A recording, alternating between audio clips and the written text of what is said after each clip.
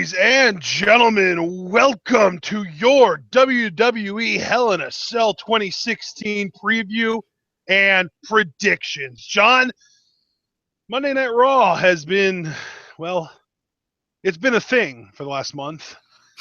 And I know that we've got a lot of opinions about Raw. And now that we don't have weekly twit wows where we talk about Raw, kind of save things for these preview and predictions videos. So I'm sure you've got a lot to say, and I know I do. So, John, what do you think about the Hell in a Cell card?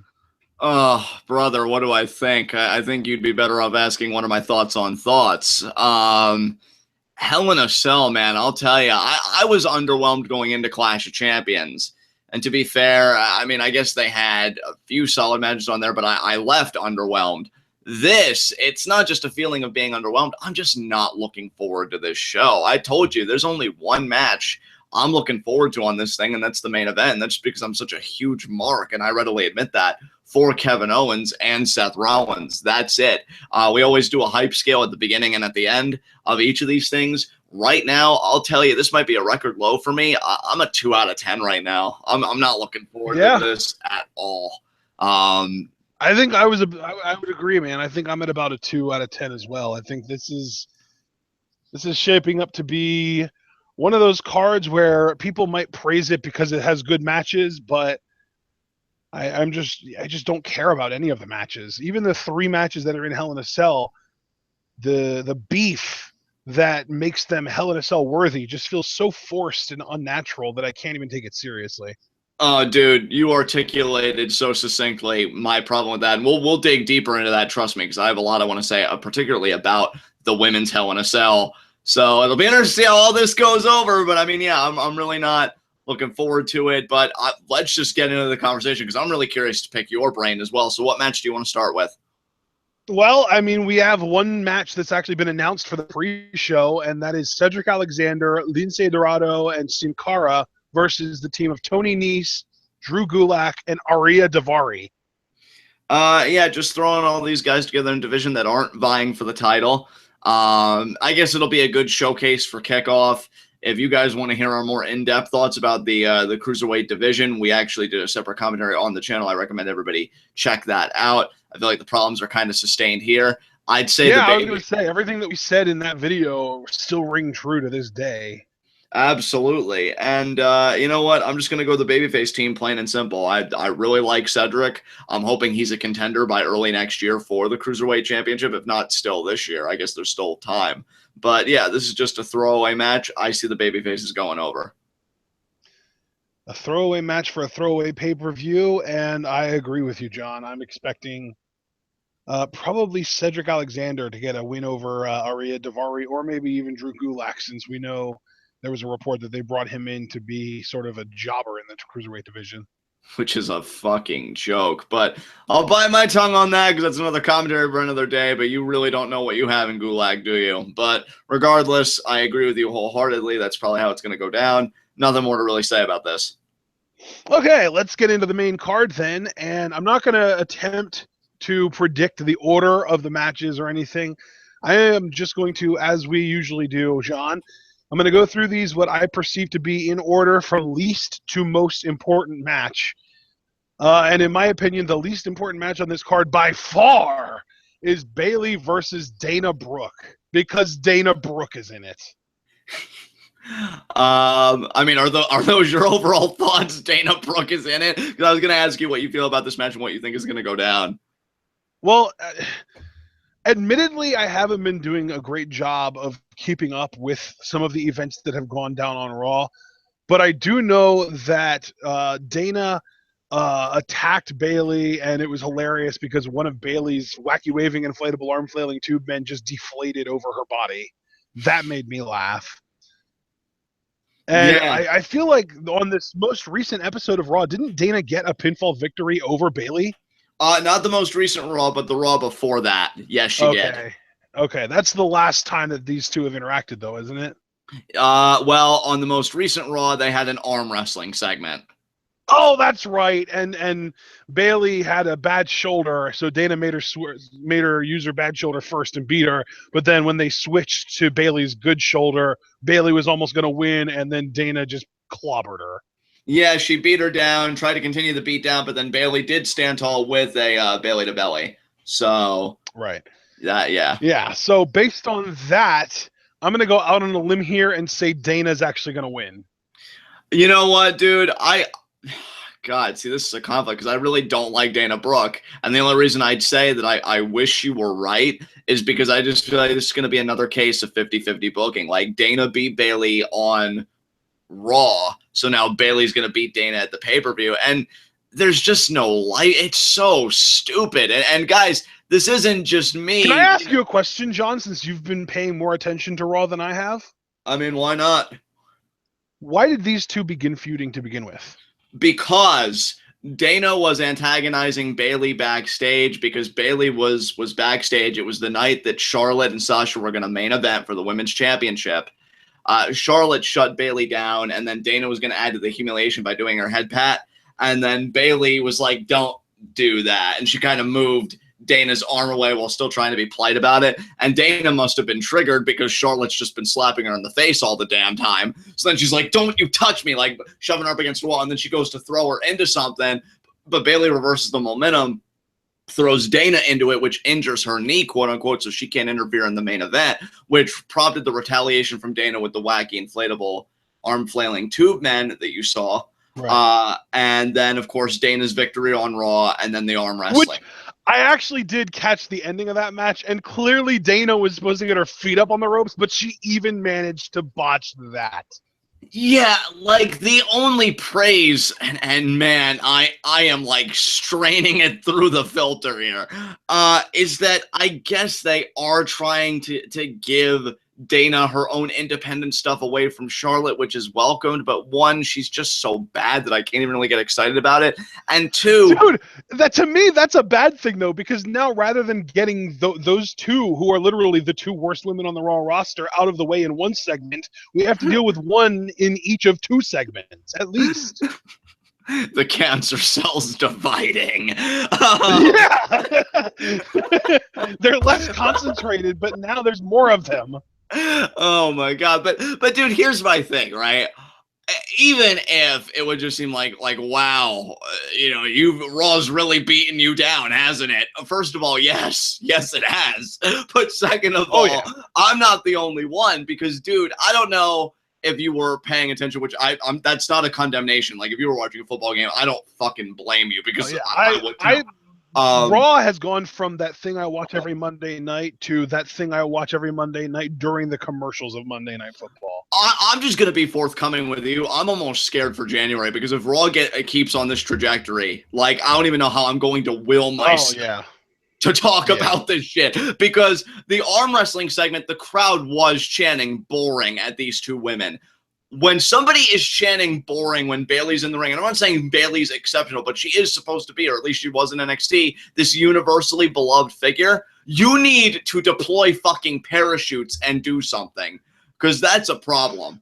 Like, I have never seen somebody die so quickly in the water that we all wanted to see try and swim. Oh, come on, Bayley, come over to the main roster. And look, I was even a part of it. That's why I'm saying all of us. Like, I know I contributed to that chorus, and now I wish that I didn't. Because Jesus Christ, this is what you saddle her with? This was awful, and everybody called him out for it.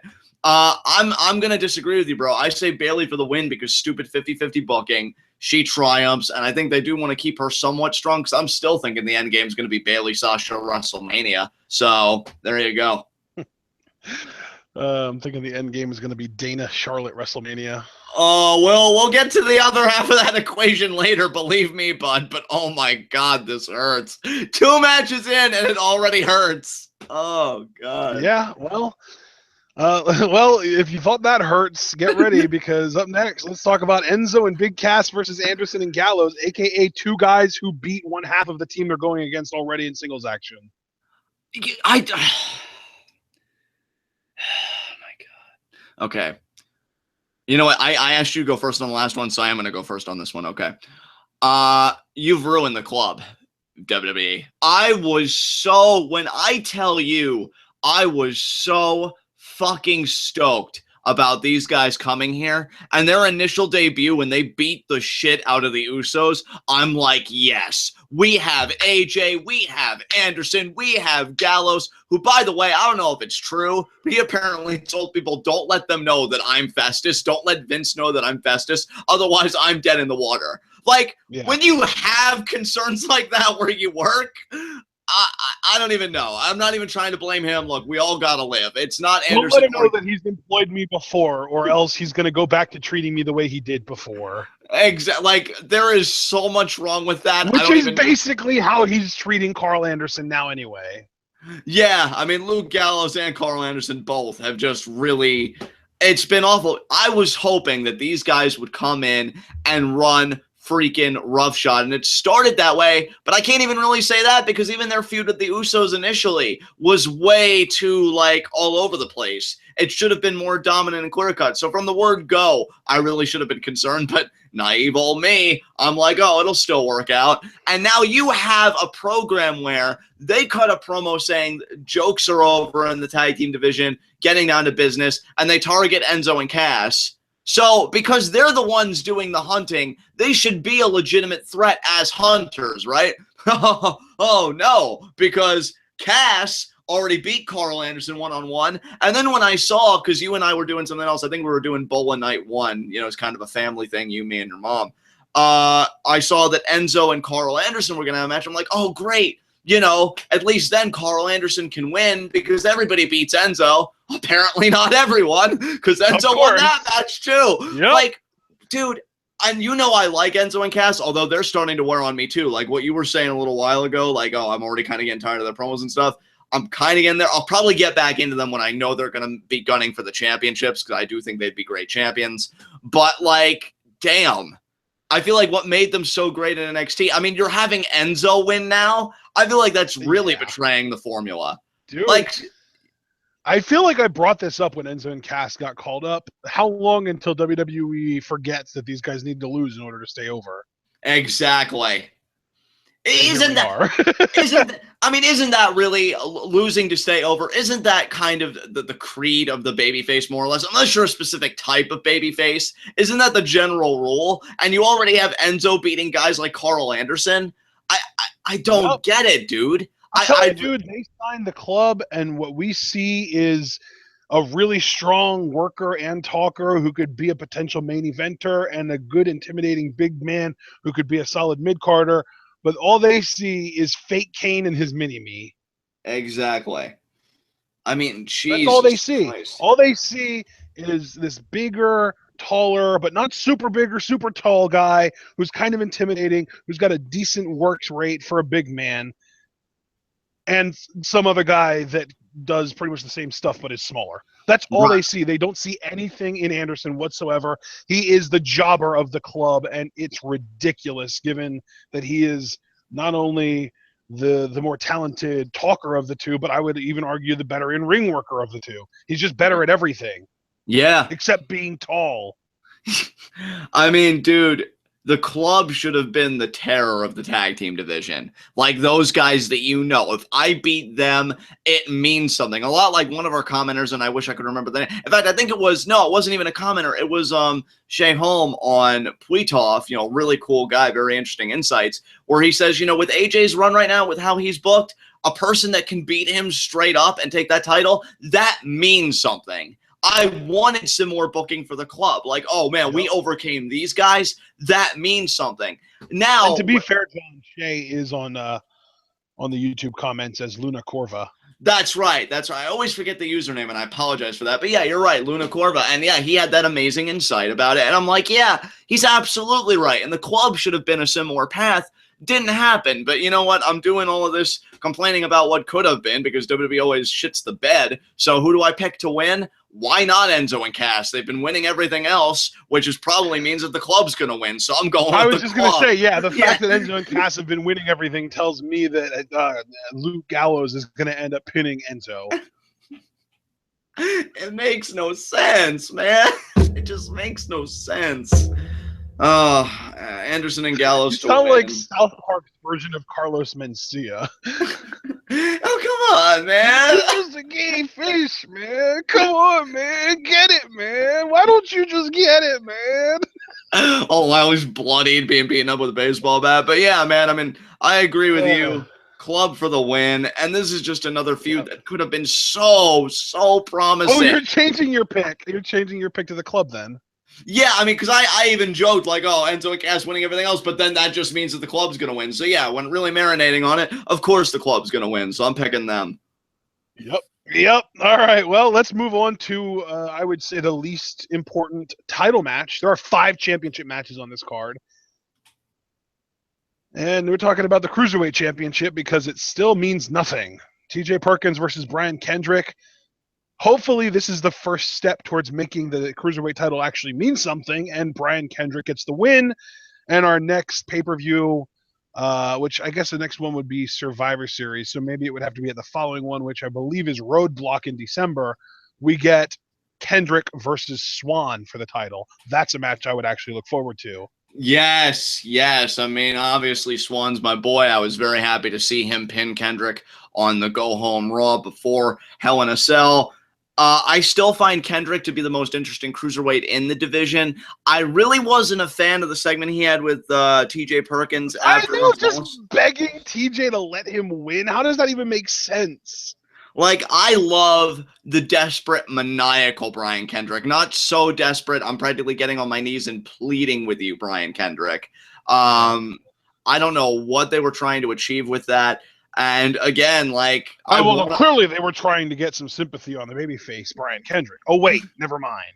Exactly. Yeah, that... You totally telegraphed that wrong, guys. And, I mean, TJ Perkins... I like the guy in a way. I just can't get into it, man. And like, oh, you think you could hit reset on everything? Get it? I'm a gamer, guys. Up, down for the win. Yeah, he's not even on that show. I know. Like, come on, TJ. If you're gonna do it, at least go all the way. But yeah, I mean, should be a good match. I hope Kendrick wins because that would be a title win I'd actually pop for. Again, really didn't care for that final segment between the two.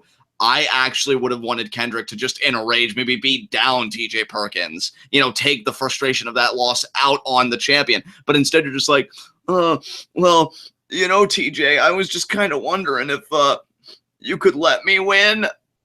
What?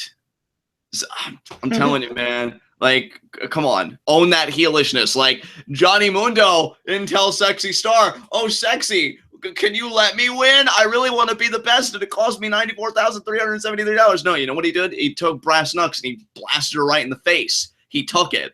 That's what I want Kendrick to do. By any means necessary, take it. I was just going to say, just waiting for Kendrick to use the exact same strategy since WWE has no good original ideas anymore. I know, right? Like, rake him in the damn eyes, low blow him if you have to, lock in that bully choke or captain's hook. I mean, everybody has their preference. And get the freaking championship, you know? Heel is going to heal, right? So fucking own your dirty tactics, man. But yeah, Kendrick for the win. Should be a fun match. And I just hope Swan, who has worked so hard to get here, isn't a casualty in this freaking shitstorm, because Lord knows he deserves better. So that's my pick.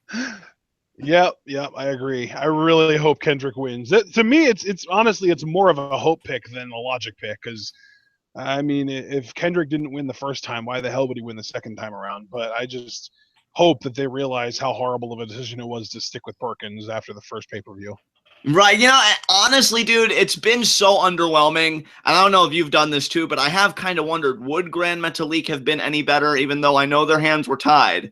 Would it have been any better if he was champion? And part of me kind of thinks, yeah, I mean, we haven't even seen Grand Metalik in a while. I miss him. And, yeah, I feel like it would have been cool, but here we are. All right, man. Well, I guess it's time to move on to the next match on the card, next championship match on the card, another sort of lower card championship match. The New Day versus Cesaro and Sheamus. New Day is closing in on that record. I believe that their record will be broken early December. So if they are going to lose the title as soon as the record is over, it'll be at Roadblock. Right. Here's my thoughts on this match. I mean, obviously there are a lot of complaints, but even putting all of those aside, what really kills this match is you just had it this past Monday on Raw. And Sheamus and Cesaro went over. So to me, that clearly telegraphs that the New Day are going to win at the pay-per-view to keep that record going. They just did that because they felt like, oh, that was the way to convince people that they might have a chance. Really? So your way to convince people that they have a chance is just go all the way and beat the champion. See, now if you had built up. Yeah. What happened to show, not tell? Like, they're telling you straight up, look, guys, Sheamus and Cesaro are capable of beating the New Day. They just did it, rather than dropping hints and maybe doing singles matches that Cesaro and Sheamus win and that kind of stuff. Like, honestly, if you would have switched the booking of Anderson Gallows versus Enzo Cass and this match, it would have made both of them better. Yeah, absolutely. And the singles matches, like if you would have had Enzo and Cass in a tag team match, straight up, or not Enzo and Cass. Yeah, would it be? Yeah, it would be Enzo and Cass, just straight up 2-on-2 tag team match, beat Anderson and Gallows, and then at the pay-per-view, Anderson and Gallows would win. Now, there's your 50-50 booking, but also you actually do something with the feud rather than just completely burying Carl Anderson. Right. Whereas with this, you could have had your singles matches. You could have had Cesaro versus Big E and then Sheamus versus Kofi. And all of those guys work well together. You know, maybe Big E beats Cesaro and Sheamus beats Kofi. And then you go into the pay-per-view kind of, or even better, you could have had both members of Cesaro and Sheamus win their respective matches, and then going into the pay-per-view, it's like, oh man, these guys each individually beat the New Day, and then when New Day wins, you have the excuse of, well, New Day has a lot longer time as a tag team, they've got more experience, I guess they're just better gelled than Cesaro and Sheamus. But no, let's just have the brand new thrown together team beat the 420 plus day tag team champions in their random throwaway match on TV. Yeah, I mean, I completely agree with everything you're saying. It's bad enough that most people, I mean, myself included, seem to reject the tag team on the face of it because we think Cesaro can do so much better. And and this is where I'm actually going to interject, though. I hate that they went with the horrible, unoriginal idea of, oh, you guys tied and we promised you a title shot? Let's just stick you together as a tag team and give you a tag title shot. I hate that. But I don't hate it because of the result. I hate it because of the unoriginality. It's just such a completely contrived trope. And people saw it coming a mile away, and then they did it. And it was like, wow. Like, if you are seriously going for unpredictability, the worst thing you can do is do something that people are predicting because they know you're going for unpredictability. Right. So they did that. But then my thing is, I think that the team works. I actually am one of the few people that genuinely enjoys Cesaro and Sheamus as a tag team. I've seen some of the segments where there was a singles match and the other guy was on Facebook Live on the outside of the ring. I've enjoyed those interactions. I think that these guys as a tag team actually work out pretty well together.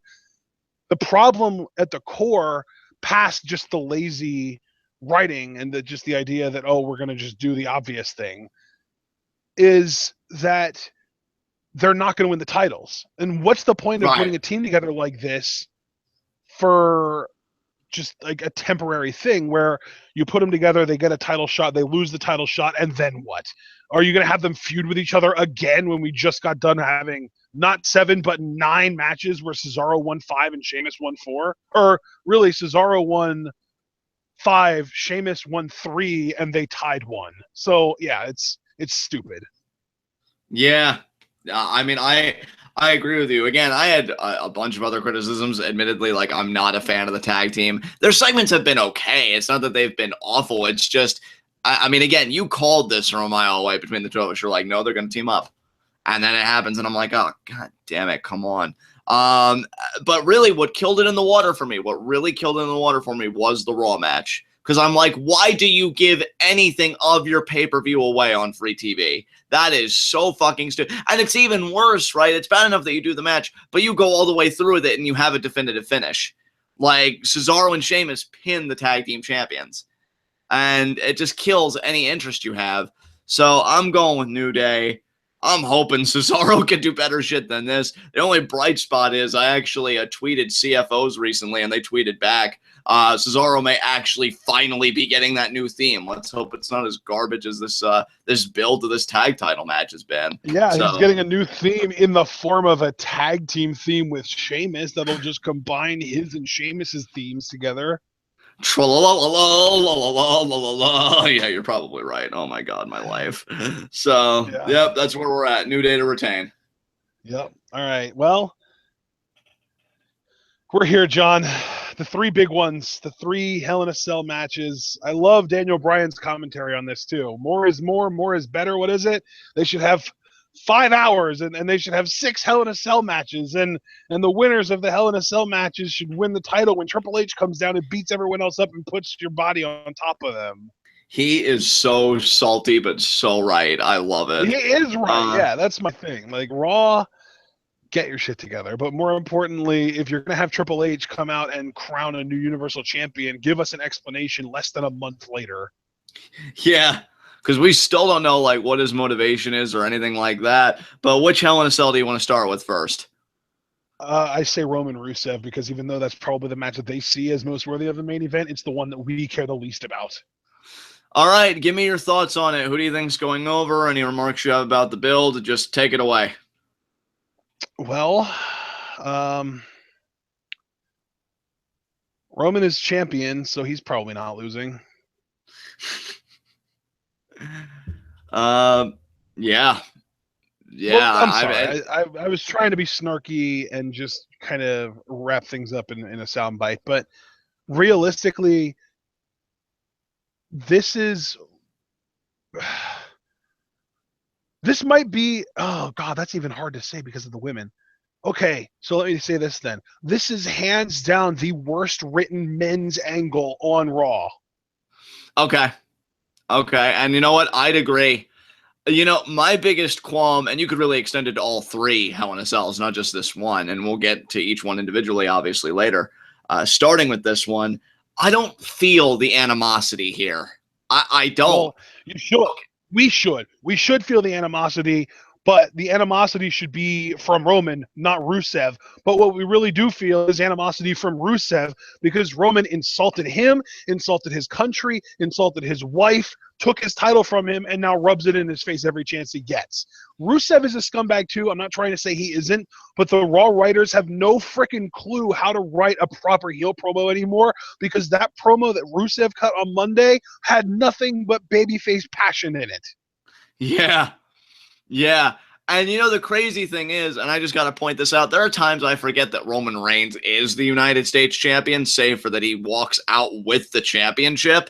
Like, this doesn't feel like it's for the United States title, which could be a good thing, right? If it's really personal. Like, I'll give you an example. Taboo Tuesday 2005, Triple H versus Ric Flair steel cage match for the Intercontinental Championship. Intercontinental title was secondary because Triple H had done a vicious beatdown on Ric. Like, beat the shit out of him, right? So you knew, like, this was personal shit. Ric was out for blood. A guy that he had traveled with for years was his friend, everything. How could you do this to me? And the Intercontinental title was just garnish on the plate. I'm cool with the title being garnish on the plate if the substantive part of the meal, the personal animosity, is there, and it isn't. Roman is a dick. I mean, let's be honest. Why should I sympathize? I mean, again, though, to be fair, they both are. I don't want that guy who makes it seem like Rusev is some kind of angel in this. He's not. He's been just as much of a scumbag. But the difference is Roman is supposed to be the guy that you get behind and cheer for, and he's just not that kind of guy. No, he's not that kind of guy, especially because, now look, again, like you, I'm not trying to absolve Rusev, but let's look at the facts here. Roman started this whole thing. And I think that was actually kind of a mistake. It wasn't Rusev looking to make a statement, because for the longest time he was saying, I'm the only champion you have. I'm the best champion you have. I think it would have been cool if he would have brought the fight to Roman, because Roman's always featured in the top spots, and say, well, why does he get these spots when I'm the champion? But Roman took the fight to Rusev because of the whole USA thing. Then he interrupts the wedding and does that whole humiliation to Lana. Then he beats Rusev when it was a match for their honor. Then he beats the crap out of Rusev at SummerSlam, spearing him through the barricade. Do you see where I'm going with this? Like, Rusev isn't perfect, right? Rusev is a jerk in more of a traditional sense where, like, you know, he'll make fun of your face and your country. But then at the same time, Roman is like an actual harasser. Like he makes everything so much worse. He is the one that is instigating all of this stuff. And it really, if you think about it, it doesn't even feel like he wants the United States Championship. It just feels like he wanted to get that off Rusev to screw with Rusev. Yeah, that really is what it's not about. Like, oh, I'm proud to be U.S. champion. Because at least, here's the thing, when John Cena... It feels like the only person in this feud who's taking it personally is Rusev. Whereas Roman's just like, haha, I took your title and I embarrassed you. Haha. Exactly. I mean, I'm convinced Roman Reigns is winning. I don't know who the hell he's dropping that championship to or what the rest of his run's going to look like. But he'll drop it to Balor at WrestleMania or some shit like that. Probably. But he's beating Rusev. And again, the only person that I can even remotely praise in this thing is Rusev. I feel like he has been trying. He really has been trying to be a quality heel to make this thing work. I love him to death. I think he can do more than this, but I mean, this is what he's doing. So, you know, I just realized something. Yeah. Yeah. I think Vince wants the U.S. title to be more prestigious than the Universal title. Because in his mind, you feel like he's trying to achieve that by putting it on a guy like Roman and stuff like that? Well, and if you think about it, who all has held and contended for the Universal title? The first one was Finn Balor. The second one was Kevin Owens. And now we're getting Owens versus Rollins. All three of those guys have something in common. They're all big-time former indie darlings who are now in WWE and have pretty massive fan support, despite the fact that they all have certain things about them that in Vince's mind make them not good enough to be world champions. Right. I guess Seth is the exception there, but Balor too small and the accent, Owens fat, whatever you want to say. I legitimately, now that I think about it, I legitimately think that Vince, and it really shouldn't come to as a surprise to anyone, Vince wants to make the United States Championship the world title on Raw and the Universal title the mid-card title on Raw. Wouldn't surprise me either if that came to light, but I mean, how's it working out for him? I mean, I guess we'll see on Sunday if Roman Rusev main events over Seth Owens. Yeah, we'll have to see the structure of this card because honestly, I would not be surprised at all if Roman and Rusev main evented this pay-per-view. Yeah. Not at all. But in the meantime, yeah, I say Roman retains, and I'm guessing you agree with me on that? Yeah. Oh, yeah, for sure. There's no way. I mean, Rusev, you know, knowing the WWE, Rusev will move quote unquote up, even though Vince will see it as a demotion to the Universal title before he gets the title back from Roman, the US title. Right. So, okay, now I hope you guys are, you know, comfortable in your seats. I hope you've taken a deep seat. Title or the next match, the next title on the line, the next match, the next Hell in a Cell match that John and I are going to be talking about here is the Women's Championship. And the thing is, in NXT, Sasha Banks versus Charlotte was a match that John and I both very much looked forward to. It was a match that they put on probably close to a half a dozen times, and every one of them was good to great. But on the main roster, I don't think that Sasha versus Charlotte in a singles match has been above the average line even once. Here is what I'm going to say about this. When these two women get in the ring, particularly their Raw matches, because I wasn't too stoked on their SummerSlam match, admittedly, but their Raw matches have been stellar. I've thoroughly enjoyed those. I got to be honest. Where I have a contention here. Oh, you mean the two Raw matches where Sasha won the title? Yes. Yeah. But what I want to say about this Hell in a Cell, I got to be honest. I feel like they blew it. Here's the thing. It's going to be in ring. I'm sure it's going to be a fun match, maybe even an amazing match, because I feel like these women are going to go in very ambitious, knowing they have the cell to work with, and we may see something very worthwhile. My criticism lies mainly in the narrative. I've got to be honest, much like Roman Rusev, I don't sense the animosity here. Even Sasha's promo to initiate the Hell in a Cell sounded more like, hey, Charlotte, why don't we make history again? Yeah. Thank you. And that was a big talking point that I wanted to touch on, because if you look at the build to this match, at no point has there been any hint of, I hate you so much that I want to destroy you, and because I want to destroy you so much, this needs to be in Hell in a Cell. The entire build of this match has been, let's make history, you guys. Now you tell me, John, since this is the women's revolution and the WWE is going to finally start treating the women with equal respect to what they treat the men with, name that one Hell in a Cell match, that awesome, epic men's Hell in a Cell match where they built the entire thing around making history rather than wanting to kick each other's asses. I don't even think they did that with the first Hell in a Cell of Taker Michaels. It was always about kicking the other man's ass. Yeah, the point of me bringing that up is because it doesn't exist. There's never been a men's match, a men's Hell in a Cell, that was built around, oh, let's make history, let's do this revolution, it's never been about that. The point of Hell in a Cell is when a feud reaches a certain point, there are only so many things that you can do to have a proper blow-off. Now, granted, these two have been feuding for a long time, but the build to this match hasn't suggested that they even dislike each other that much. It's more about wanting the title than personal problems. They are competitive with each other. They don't hate each other, and there is a distinct difference. And, dude, my thing is, this could have been something magnificent, because you're talking, this is in Sasha's hometown, so the crowd's going to be rabid.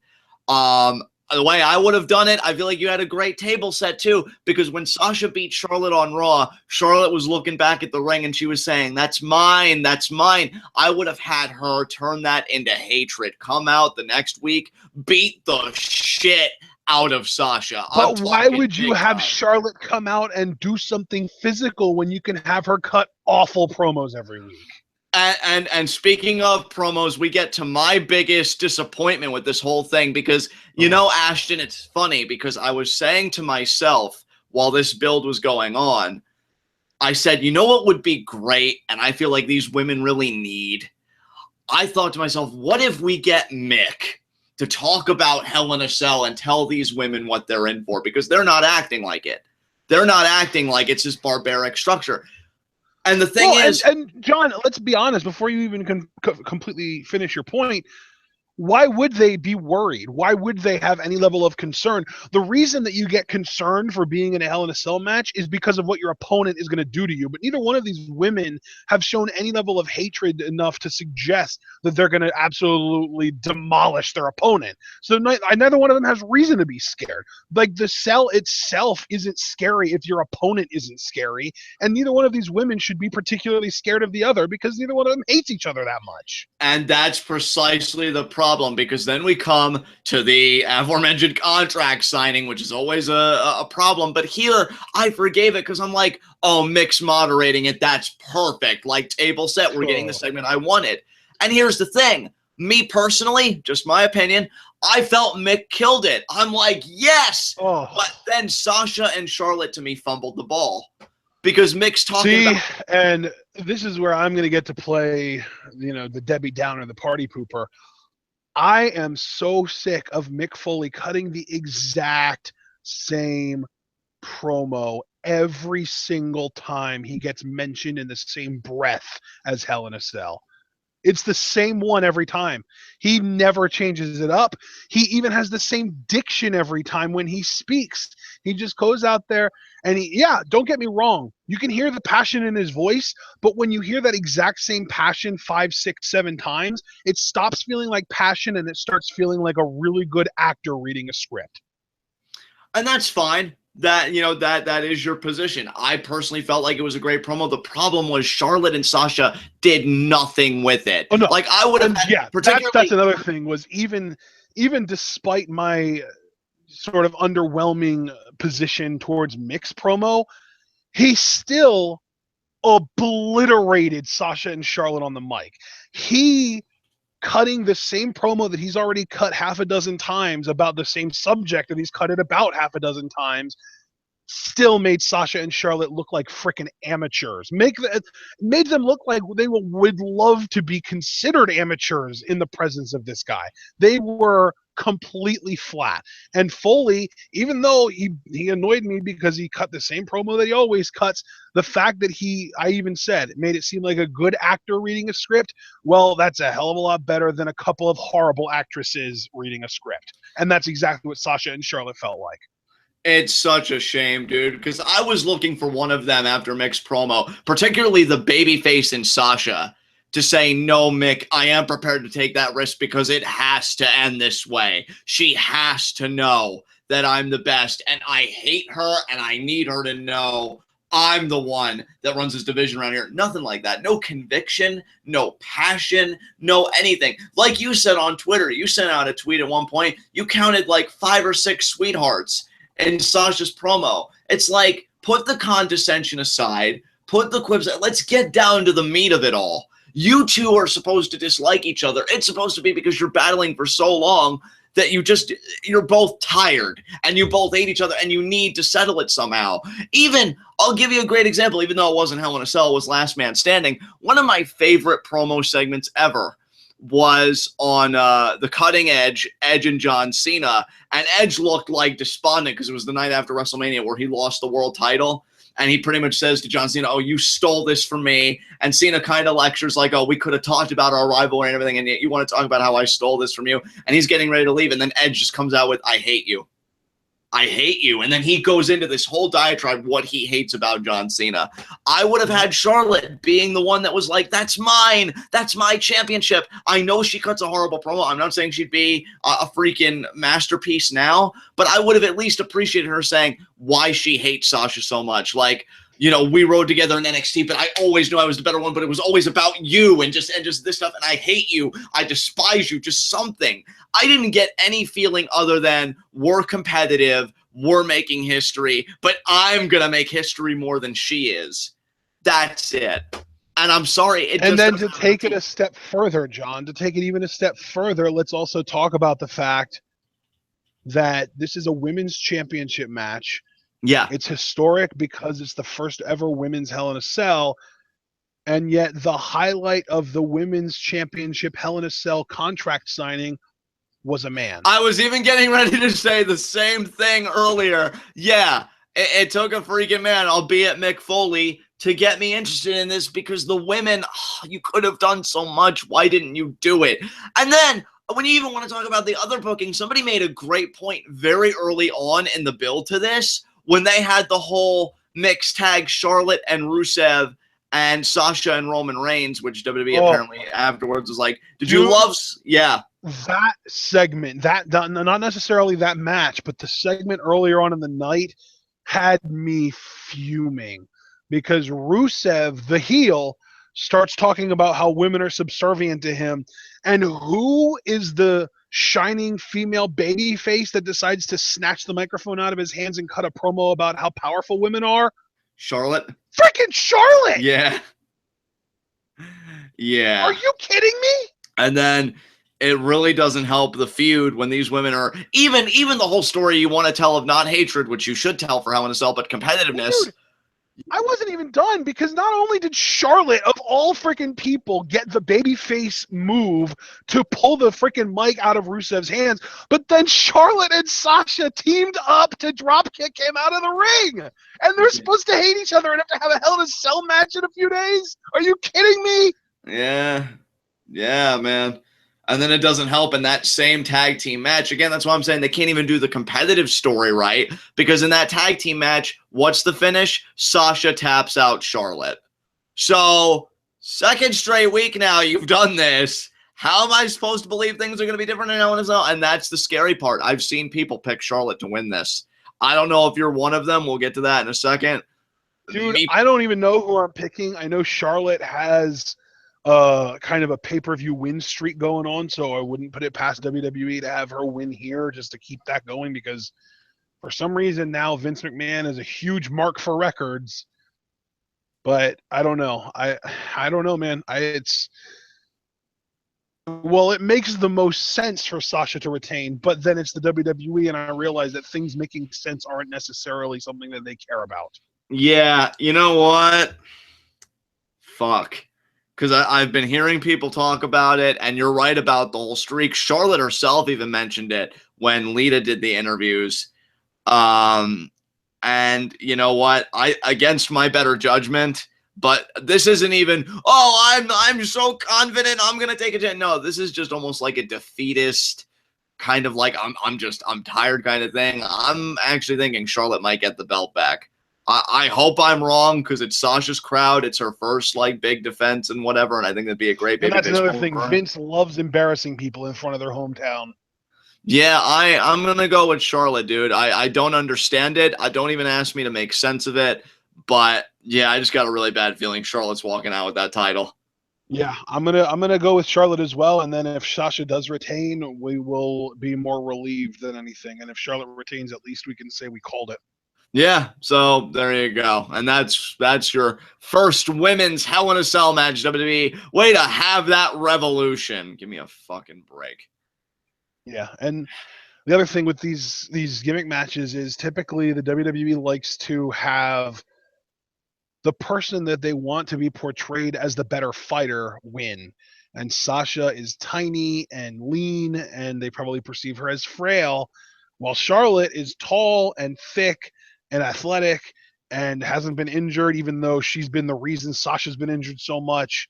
And so it would make all the sense in the world to me to say that Vince McMahon is going to give Charlotte her win. And that's another reason, too, why this will not go on last.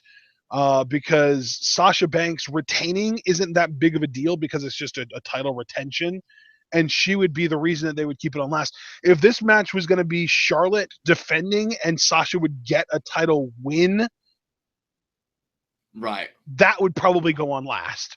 But knowing that your two options for a result of this match are either Sasha retains or Charlotte, the heel, wins, I don't think it's happening. There's no way. Right. And yeah, Paul in chat has a great point. Man or woman, the tall ones are the ones that Vince tends to be drawn to, and that's what Charlotte is. Yeah, there you go. Oh my God. Oh, these women have just fallen from grace so hard. It's unbelievable. Charlotte was never that great. I mean, we complained about her promos in NXT, but at least she didn't cut them every single week, and when she did cut them, they were rarely long-winded. But now she's cutting long-winded promos almost every freaking week. And Sasha just cannot cut a babyface promo to save her life. She has these weird little speech tics that make people just want to tell her to shut up rather than cheer for her. And then you toss onto that the fact that apparently they're just incapable of having a good match with each other at pay-per-views in singles matches. I mean, you pointed out that their Raw matches have been good, and I would agree with that. But at the same time, how good have their Raw matches been compared to their NXT matches? And that's certainly true. I mean, the NXT matches were, they were works of art to me, and man, this is just throwing a random paint can at a canvas and hoping for the best to me. It'll probably be a good match again. I never want to take that away from the women, but the story was so bungled. See, and I'm not even looking forward to the match because I feel like I'm going to have to watch this match with one of my freaking hands covering my eyes because of how many botches per minute we're going to get. Oh God, yeah. I do worry because again, one thing that I am kind of counting on, maybe I'm wrong, I could picture these two women really wanting to go all out because that's just how they are. But Sasha being entrusted to Charlotte in a structure like this, if they are going to get a bit crazier, that's my thing too. Is a lot of people are saying, "Oh, Charlotte is going to do a moonsault off the cage." Well, if she does, both she and Sasha are going to die because Charlotte is probably a good 140, 150 pounds, and Sasha is 95 pounds. And you're expecting Sasha to catch Charlotte coming off the top of the cage? Are you kidding me? Yeah, that ain't working out. So I'm fully expecting that if that spot gets attempted, it's going to squash Charlotte and probably injure, or it's going to squash Sasha and probably injure one or both of Charlotte's legs, whichever one she lands on. Jesus. We'll see, man. We'll see what they have in store come Sunday, but I not good feeling about it. So yeah. Charlotte. And then of course there's always the possibility of Charlotte just dropping Sasha on her head again. Oh Jesus. Oh God. And this woman, at least from what we're both predicting, is going to be a 3-time women's champion. Jesus fucking Christ. She's already the longest reigning one. Yeah, that's true. Longest reigning, and there you go. Just give her all the history. Just do it. So that's all I have to say about that. Daddy is already has the most world title runs in history. Might as well make it a family thing. Yeah, I know, right? Good old nepotism. And then who's going to beat Charlotte for the title? Probably Bayley. But then Charlotte will get the title right back. And then who's going to beat Charlotte for the title? Dana Brooke at WrestleMania, and she's going to break the streak. Yeah.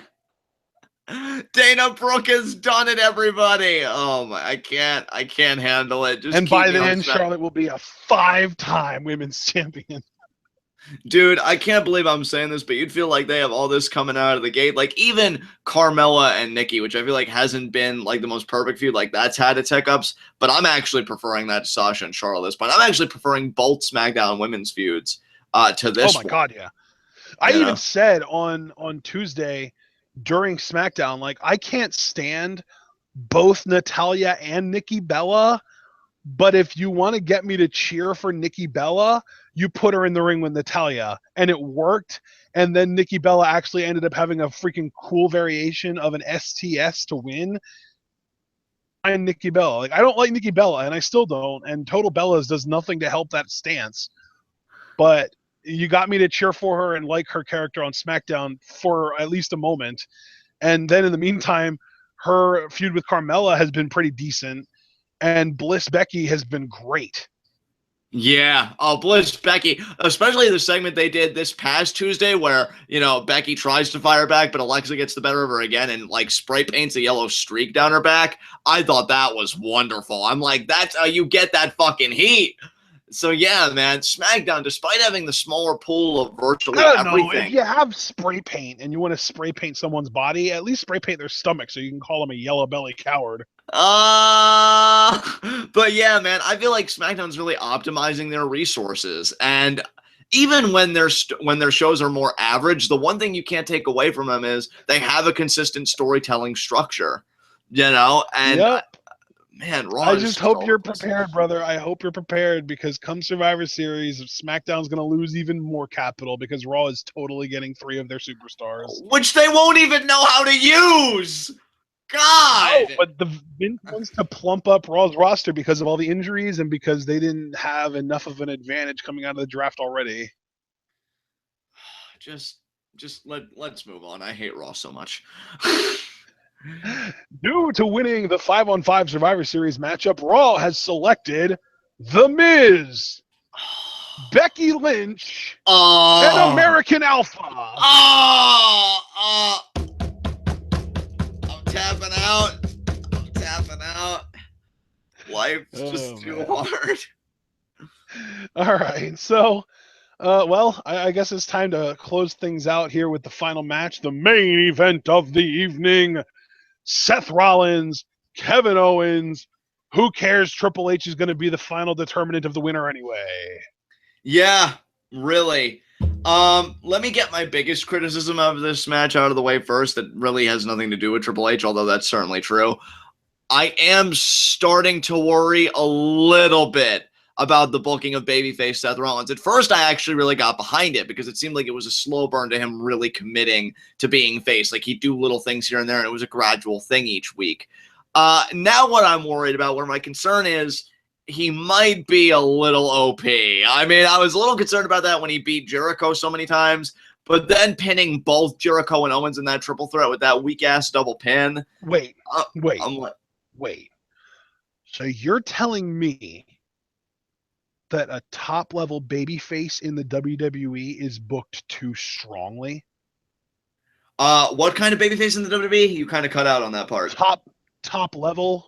Yeah, that's what I'm saying. I never would have expected that in my life.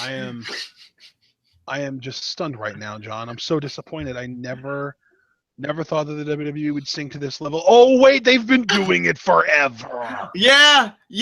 But you know what though? I mean, you're not wrong. But I think I should still bring to light that criticism, because I think if you keep doing something, you might as well just keep saying why it's fucking wrong. And I don't know. I love Seth to death. In fact, if anything, I even said I credit the Hart family because Brett's so fucking salty. He kind of reignited my love for Seth all over again because of how brilliant he is, and I felt like he was getting such an unfair rap from everyone. And I've been enjoying his work here.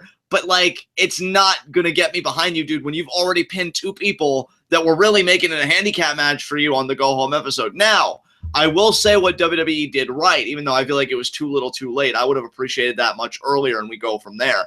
I do like how they utilized Seth's rib injury to a point. I feel like, kudos to them. Really put that heel heat on Owens, and Rollins seems sympathetic because, I want to fight him, but I can't fight him. And then on the go-home show, they did a cool beatdown where it actually does end with an apron powerbomb.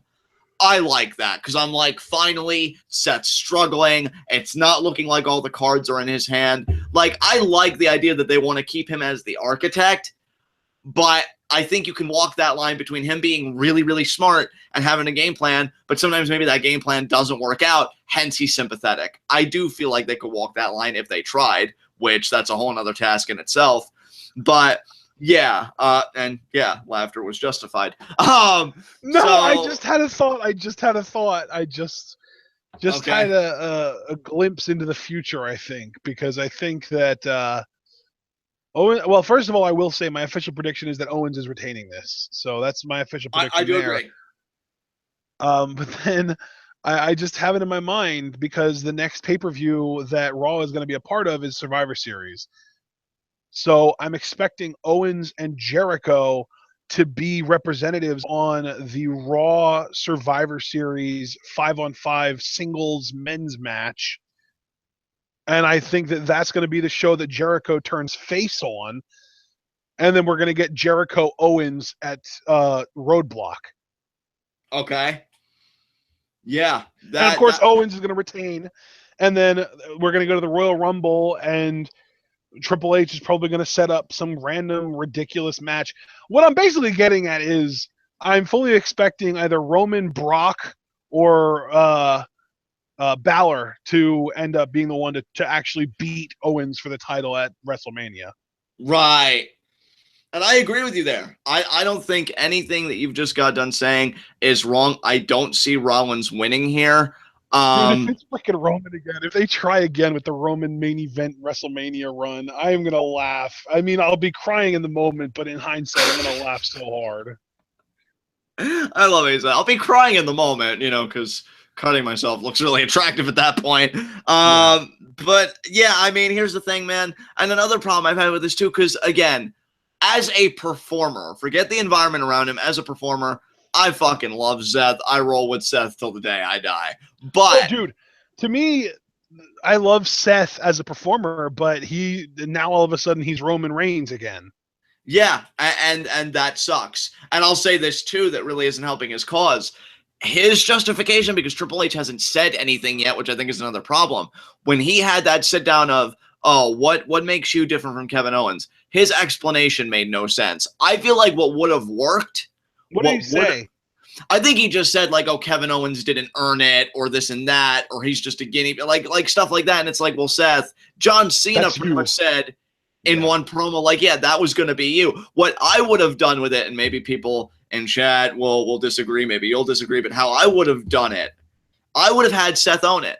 I would have said, you know what, there really is no difference between me and Kevin Owens. I was good for the Authority. They were good for me. And then they turned on me. But I am going to get my revenge. Don't try and absolve yourself own that shit, because I feel like that's more babyface when you own responsibility, you own your past actions, but you say that was then, now the future, I'm going to tear them apart. And he has said repeatedly, I'm going to burn everything you're building to the ground. And I like that, but I feel like the narrative would be more powerful if he just owned his jadedness. Yeah, I'm bitter. Yeah, I'm jealous. They backed the wrong horse, and now I'm going to destroy everything, and then you go on what you're doing. I think to try and cause this absolution, like, oh, Seth's the victim here, which even commentary can't really commit to, because they've openly said, well, it's not like Seth's perfect, which is fine because that's fact. It's just a problem when Seth himself doesn't own that.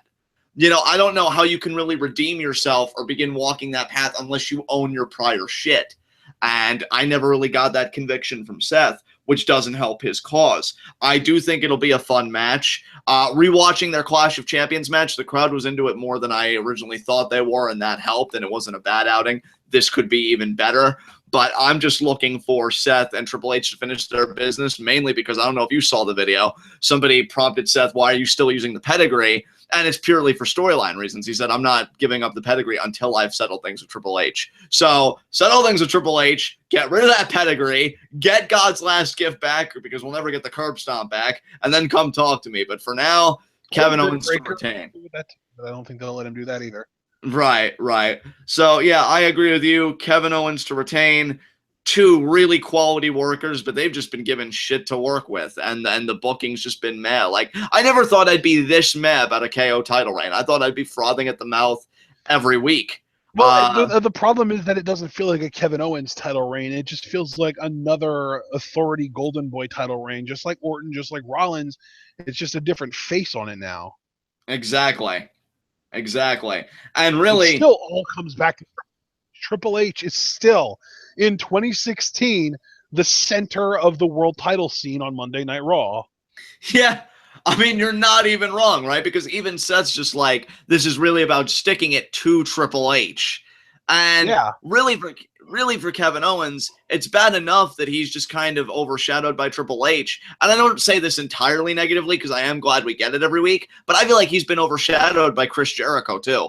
Like, you're the freaking champion. I mean, personally, as far as I'm concerned, Chris Jericho is single-handedly carrying Raw every week. He is the only entertaining thing from a week-to-week basis that you can count on being on just about every show that Raw has to offer. It's unbelievable how great his work's been. But that being said, they're going to turn him face. They're going to start shoving everything cool that he's been doing that have been getting him decent heat down our throats, and they're going to ruin it. Yeah, I was even getting... Because he prefers working heel, he's going to start phoning in his matches too, and they're not going to be as good. So everything about a Chris Jericho face turn is awful, but it's inevitable because he's so entertaining, and he's got the crowd by the palm of the hands, and the crowd is laughing at all of his jokes, and they're anticipating the "you just made the list" kind of stuff. So yeah, they're going to turn him face, and it's going to be great at first, and then within probably a month, it's going to be awful again, and then it's going to be pushed for like 3 months too long, and it's going to be awful the whole time. Don't you just love that you know? Like, you just know all the shit that's coming. Oh my god. Because, yeah, I was getting ready to say something similar to you. I mean, not as detailed, but I was getting ready to say, like, yeah, they're going to turn a face and then they're going to ruin it. Because that's the WWE way. But, yeah, man. That's the only way they know. I mean, now Mick can sleep at night because apparently he was salty as shit. How dare you laugh at the championship design? It's what the men fighting for it, grr. That's what it means, shaking my fist on Facebook. Well, you can sleep now, Mick, because now the feuds where the guys are fighting for it have been utter shit too. So don't worry. Now we can go from being childish to really being reasonable because your product sucks. So there you go. Oh man, and then that's another thing too. I feel like Mick Foley on Raw has just been so cringeworthy. I used to really like Mick Foley, but man, like, is just, I don't even know how. Like, he feels so like soulless at this point. It's weird. Like, I can't even say he's phoning it in because he still puts his back into his promos and stuff, but. I mean, first of all, the fact that the Raw writers decided, hey, I have a good idea. Let's literally revolve our entire show around our authority figures. And then there was someone else at that same table that was like, oh, my God, we've never done that before. That's a brilliant idea. And then they showed it to Vince, and he was like, damn it, I like it. And then it actually happened, and it's happening now. And the entire show all comes back to Stephanie and Mick. And even the world title picture comes back to Mick doesn't want Triple H to be interfering in Raw business. Stephanie claims not to know what's going on, but of course she knows what's going on. She sleeps with the man every night. And women Mick Foley's interfering with. I feel like the only division that's been left relatively unsullied is the tag division, which still kind of sucks because of how freaking stagnant it's been. Yeah, I mean, if Raw gave me hope like SmackDown does, do you know how much I'd be foaming at the mouth for the Revival to come in and end the New Day's record reign and have that be where their title reign is predicated on? Like, we beat the longest reigning tag team champions in WWE history, and I'd be like, oh my god, Revival, greatest ever, oh my god, because they're amazing. I fucking love the Revival. Now, I just want them to beat the shit out of Heath Slater and Rhino. Why? Because they're the SmackDown team. And I trust the Revival on SmackDown Plus. I mean, it's totally not because American Alpha is also there. What are you talking about? But, yeah, man. Oh, don't do that to me, John. I have to, dude, because that's the only way I'm going to get through anything WWE related is SmackDown. NXT has been better. Haven't you noticed that it seems like every, returning act works Raw house show circuits and then either ends up sticking to Raw or kind of gets designated to SmackDown because SmackDown needs to fill some spots? Right. Like Luke Harper was working the Raw house show circuit, but then Eric Rowan got hurt, so they just said, all right, screw it, let's just replace one Wyatt family member with the other. Yeah. And now Emelina is being talked about for Raw. It seems like SmackDown, in the first week, SmackDown was like, hey guys, we got all this NXT talent, and guess what else? Shelton Benjamin. Oh, and guess what else? Rhino. And oh, wait, Shelton Benjamin isn't actually going to be here. And oh, wait, Rhino's just going to be in a tag team. Oh, and by the way, we haven't had any other people returning since then. Meanwhile, Raw, guys, guess what? Emelina. Oh, and by the way, guys, guess what? Goldberg. Raw is getting everything. Raw gets so much of the benefit of the doubt from the people calling the shots, and namely Vince McMahon. It's ridiculous. And then Ryan Ward is just sitting back there like, oh, you're only going to feed me scraps? I think I'm going to make some ratatouille with this. Yeah, that's just it. How can you have everything and do nothing? This is Monday Night Raw, not a goddamn Zen riddle. The fuck is and meanwhile, Raw is being given thick, juicy, 24-ounce freaking ribeye, not even ribeye, sirloin steaks, and they're just like, you know what these would go really well with? Dumpster juice. Exactly. And then I eat it and I get fucking E. coli. Meanwhile, I eat stuff from SmackDown that really shouldn't look appetizing, and I just keep taking forkfuls in the face and wanting seconds and then thirds and then fourths.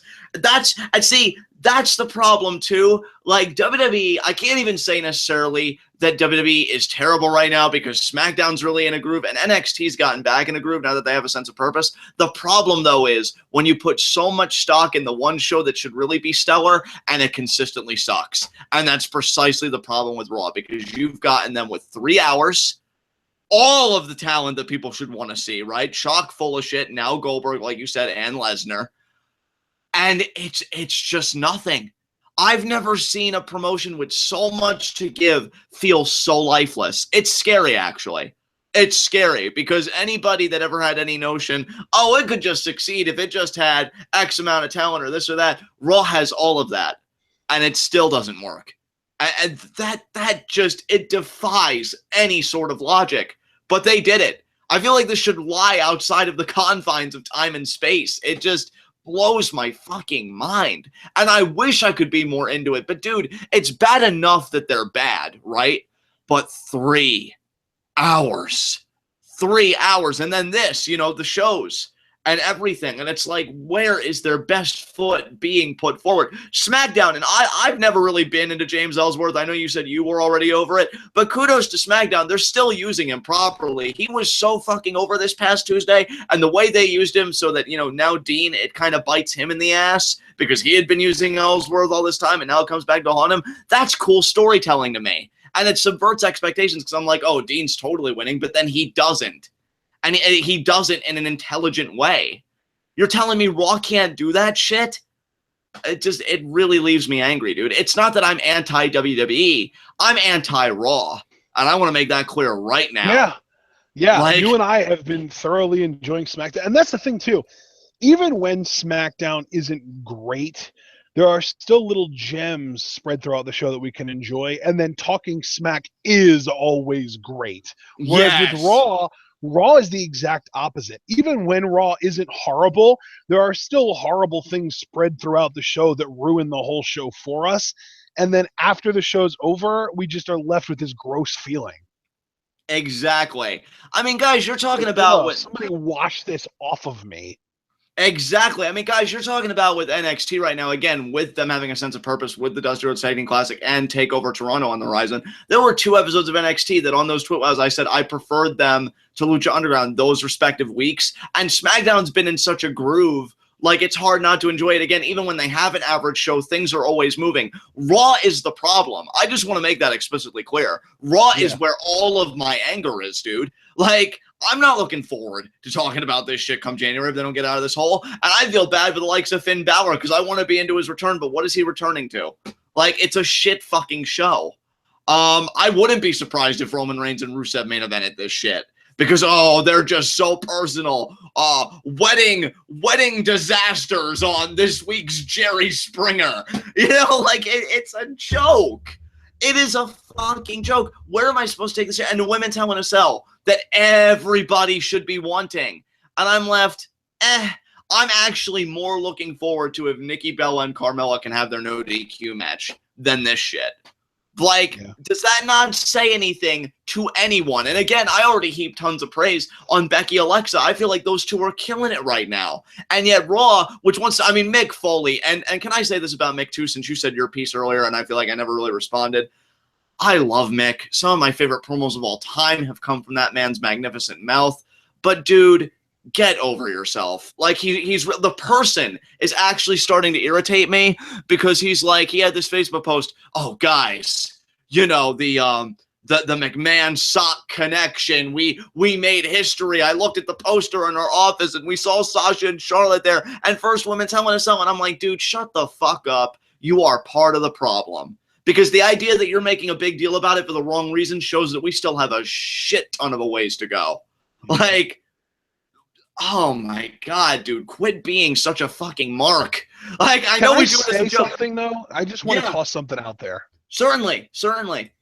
Because I know that we have been much more negative specifically about Raw lately, but we, Twitwell at our roots, we try and solve problems. And I think if you want to fix Raw right now, yes, they're never going to go to 2 hours again. They're never going to make the show shorter. But what they could do, there are already rumors that Raw Talk could become a thing. And what I would suggest is rather than making Raw Talk a 45-minute post-Raw live special on the network, cut Raw off at 10:30 and make Raw Talk on USA Network. Yes. 150% yes on that, definitely. Because then not only are you cutting 45 minutes off of your wrestling show that people get sick of watching, but then you are still a 3-hour, 15-minute program. You still have the ability to progress angles, just like SmackDown has done on Talking Smack. You can still plug the network just like you do on Raw anyway. And then people won't complain about Raw being 3 hours long.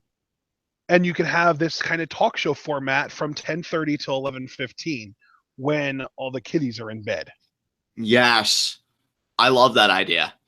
I think that is such a step in the right direction because right now the infrastructure of the Raw product, it's not working, to me. I feel like another thing, and I feel like Raw started to do this, but even then that was a half commitment. I liked how certain weeks you'd open up with something different, but the thing was, it wasn't really something different so much as it was different talkers. Like maybe one week Kevin Owens and Chris Jericho would open for a 20-minute promo, but then the next week Sasha and Charlotte would. It's nice that you're changing it up in that way, but make full commitments. Why don't you open up some weeks with a title match, some weeks with a promo, some weeks maybe with a beatdown, maybe like a backstage thing, like cameras rushing on the scene, I feel like Raw has become so lifeless. Like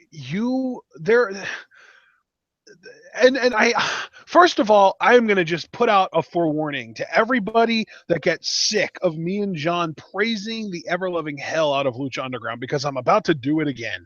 In Lucha Underground, you have got dynamism to your storytelling.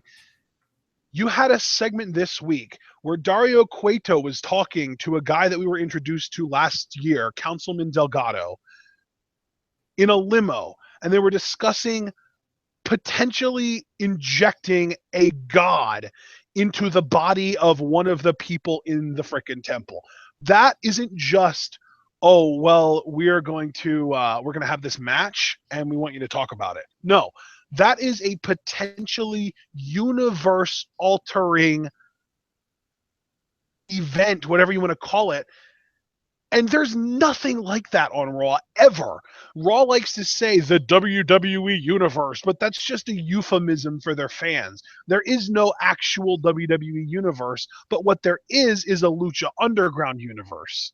Yeah. Because they actually have sort of a set of rules that they have established and that they follow and that can be altered and changed. And when things that big happen, you get this sense of sort of an idea of something that's greater than just wrestling, Like Lucha Underground doesn't feel like just another wrestling show. It feels like a legitimately good television show that happens to fall under the genre of pro wrestling.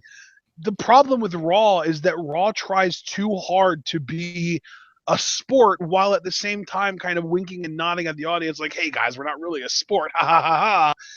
But still, all they do is matches and talking segments. That's it. That's all they do. And yes, I will grant you that the segment that I'm talking about in Lucha Underground this week was technically a talking segment, but its implications were so much greater. The greatest implications that anything that happens on Raw has are, oh, well, that guy's going to get a title shot in the future now. That's it. Yeah. Like, you never see anything more important or more dynamic than that. And I think that the very shallow storytelling of Raw is something akin to like an ROH, and the only difference is they have better production value than ROH, and obviously they have writers who care a hell of a lot more about promos for some reason. I think everything you just said, first of all, I want to thank you for saying it, because it comes down to something that I've really been big on lately, and I think I even kind of hinted at this in our Lucha Underground review last night. Every wrestling promotion is going to set the parameters for their universe. And that's fine, because that's the first thing you should do. What can we realistically do, and realistically by what we're trying to present, and what can't we do? And my thing is, WWE, they've set, particularly the Raw show, they've set their parameters. That's fine. My contention is, are you doing everything you can do within those parameters? Because it just feels so lazy. Whereas Lucha Underground, because the parameters are so wide, which could potentially be a negative, by the way, because it could seem like too much is going on, they took a series that I don't really think many people cared about, and now I've actually heard people say it's become the most intriguing storyline in the Temple because of what they do in that universe. You know? Yeah, and that was actually one of the biggest complaints that we were getting earlier on in the season was, oh, Cage and Tejano, this is going to be so boring. No one cares about Tejano. Why would you ruin Cage by putting him with this boring guy? And now guess what? If Cage wins, he gets to be a god. So now all of a sudden people care. Exactly. And that's exactly why John and I don't tend to criticize Lucha Underground very much. I mean, we will on a very rare occasion, when we really feel strongly about something and we just kind of have to get it off our chests, like some of the matches in Ultima Lucha Dos Part 3. But the reason we don't tend to criticize Lucha Underground is because we have in the past, specifically earlier on in season 1, we criticized them quite a bit. And every criticism was met with, oh, you think that we're going in this direction? Well, let us show you why you're wrong. And that's why, because like they, we talked about it a lot back then where they would kind of start swinging their left arm and then hit us with a quick right jab and it would take us off guard and it would be better than what we thought it was going to be. And that's another great point, Axel, is that Lucha has the advantage of being taped because with Raw, and that's why I think one of the big problems with Raw is how scripted it is. Because if you script something to the letter, every word that you write down for somebody else to say, you're increasing the odds of them misspeaking and being thrown off. So you're basically asking your performers not only to be good actors, but to also be good improvisers and to also be good at expressing sort of facial expressions and body language, and to be able to deliver lines with a certain passion that makes it seem real. So you're basically saying that the ideal WWE worker is an actor and an athlete and an acrobat all at the same time, where they could go and do any of those 3 jobs and probably get paid more than you could ever pay them. Exactly.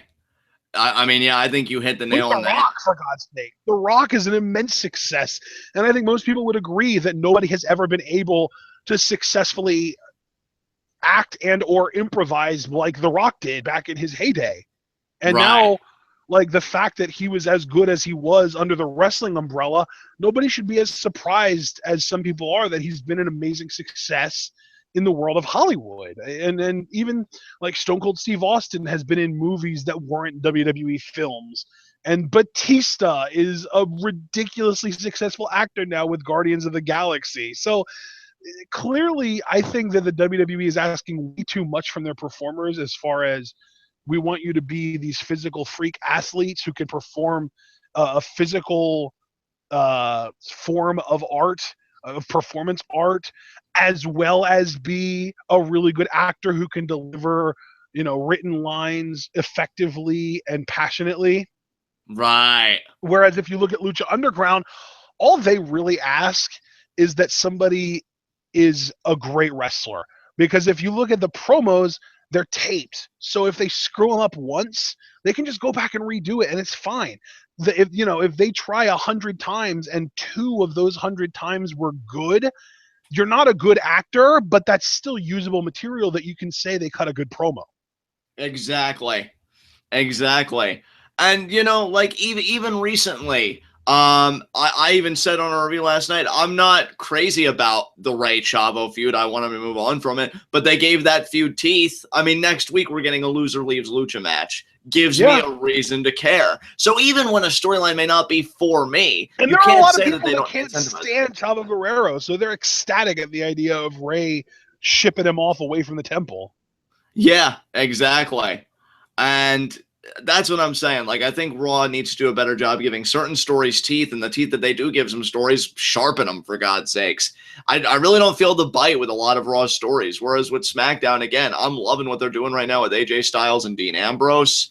Was enjoying heel Usos. I have no idea. I guess tag teams now, it's really just all about assembling Survivor Series at the moment. Nikki Bella Carmella's been great. Raw just needs to get it together, and well, you say they need to get it together as if to say, like, there's a possibility of them getting together, and if they see that as an option, they need to take it. But I don't think that they even realize how bad they are, because if they were aware of what is making their product lose ratings the way that it is, they would probably elect to fix that, but they're not, which tells me that they don't know why they're losing ratings. Right. Yeah. I don't know, man. I started this show with a 2 out of 10 hype. I think I leave about the same. I wouldn't say this conversation depressed me anymore, like some pay-per-views have when they're looking at abysmal. I'm leaving with like an 8 out of 10, but it's like the opposite. It's like a -8 in the sense that I'm looking forward to watching the show because I can't wait for us to just shit on it all night long and laugh at how bad it is. And we may. And on the opposite end, we may be like, you know what? Despite the fact that they were so haphazard narratively, in ring they put on a good product. Who's to say? But I'm not banking on that. I'm very low expectations. I got nothing else to say, brother, unless you do. I guess we can close this baby out. All right, man. Well, guys, we have our Q&A, our October Q&A tomorrow. We've got less than 24 hours. We are going to be starting that at 8 because the last one we started at 9, and we'd like to be able to do it in a way that UK fans can get in on it while we have the chance. So be sure to stay tuned tomorrow at 8 p.m. Eastern time. That's 1 p.m. or 1 a.m. rather, UK time, which would be, I guess, Saturday morning, not tomorrow. Although I guess right now it's probably like, I don't know, 2:30 a.m. Eastern time or UK time. So I guess it would still be tomorrow technically. Basically what we're talking about is 22 and a half hours.